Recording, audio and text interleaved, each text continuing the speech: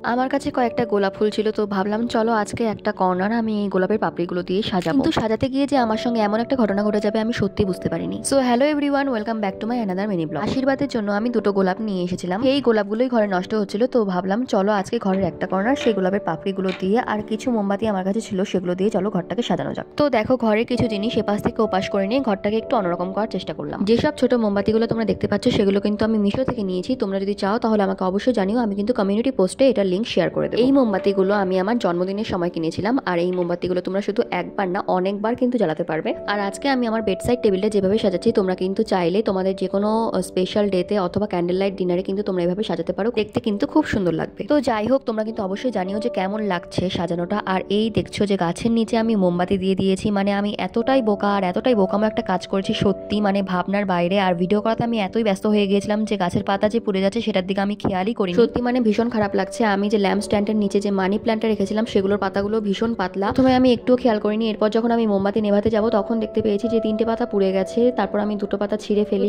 মনটা ভীষণ খারাপ লাগছিল। তো যাই হোক, আজকে ভিডিও এতটুকুই। দেখা হচ্ছে পরে ভিডিওতে। বাই।